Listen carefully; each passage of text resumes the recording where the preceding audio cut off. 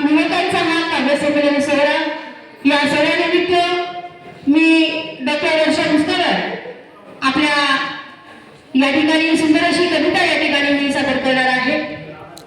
कविता ही केवळ प्रेमाची नसून ती समाजाला कायमाची दिशा देणारी आणि प्रेरणा देणारी अशी असावी आणि एक स्त्री लेखिका म्हणून समाजात घडणाऱ्या घटनांचा प्रतिसाद प्रत्येकाच्या मनामनापर्यंत कोरला गेला पाहिजे आणि त्यातनं काहीतरी प्रेरणा मिळाली पाहिजे अशा प्रकारच्याच कविता आजपर्यंत मी घेतलेल्या आहेत।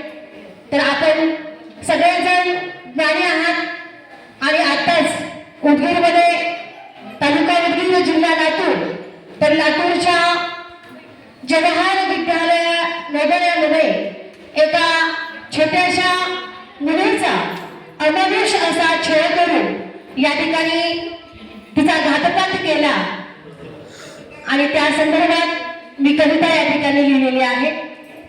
समाजामध्ये आजही माझी लेक सुरक्षित आहे का हा प्रश्न प्रत्येक माता पित्यांना या ठिकाणी पडत असतो।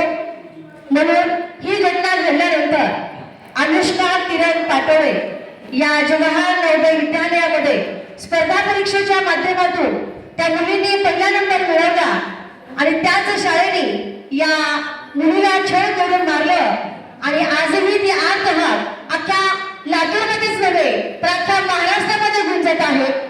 आणि हे पडसाद पाहत असताना एक छोटीशी कविता मी घेत आहे। नको पोरी नको ग शिक्षण आता घेऊ, एका आईची आर्तहात या कवितेच्या माध्यमातून मांडण्याचा प्रयत्न केलेला आहे। नको पोरी नको ग शिक्षण आता घेऊ, शाळेवरतीही आता विश्वास नको ठेवू।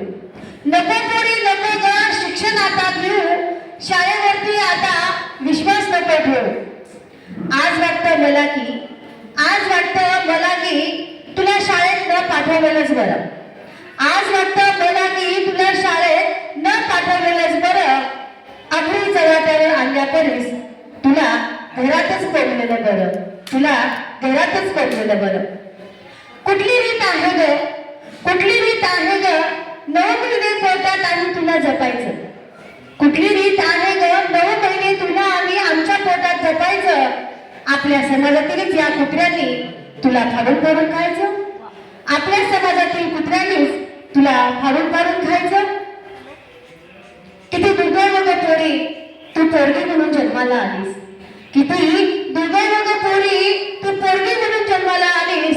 शाळा हे मंदिर असून शाळेतही पोरगी नागरी केली, शाळा हे मंदिर असूनही शाळेतही पोरगी नागरी केली।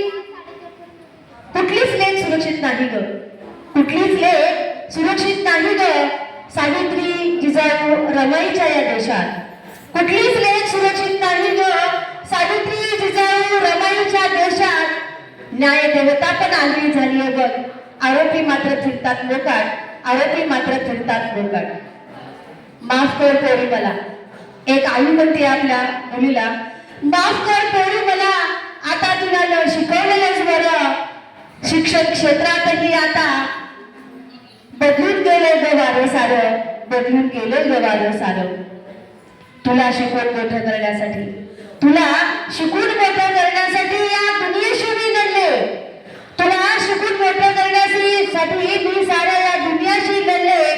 रात्रीचा दिस आणि तिसराची रात्र करून तुझ्या शिक्षणासाठी पैका मी कमवले, रात्रीचा दिस दिवसाची रात्र करून मी तुझ्या शिक्षणासाठी पैसा कमवले। तुझ्या शिक्षणासाठी ग मी बऱ्याचदा तुझ्याच बापाशी भांडले, या शिक्षणासाठी मी ग बऱ्याचदा तुझ्याच बापासाठी भांडले। एक आई म्हणते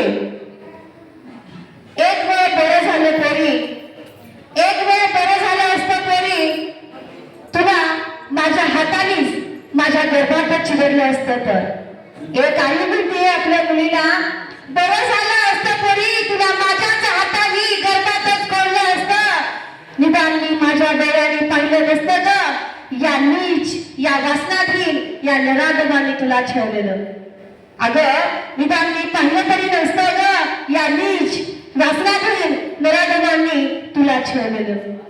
एका आईची अर्थात आहे, म्हणूनच म्हणते पोरी म्हणूनच म्हणते पोरी तुला या दलिंदर दुनियामध्ये तू येऊ नकोस. म्हणूनच म्हणते पोरी तुला या दलिंदर दुनियामध्ये येऊ नकोस. आणि मुलगी म्हणून पुन्हा आता जन्म तरी घेऊ नकोस, जन्म तरी घेऊ नकोस. आणि पुन्हा या पृथ्वीतलावर मुलगी म्हणून जन्माला तू येऊ नकोस, येऊ नकोस. या कवितेच्या माध्यमातून मला एकच सांगायचंय की एका आईची आर्त काय असते. आज आपली मुलगी सुरक्षित नाही या आकांतापोटी आपल्या गर्भात चिवडणाऱ्या आईची व्यथा मी माझ्या कवितेच्या माध्यमातून मांडण्याचा या ठिकाणी प्रयत्न केलेला आहे.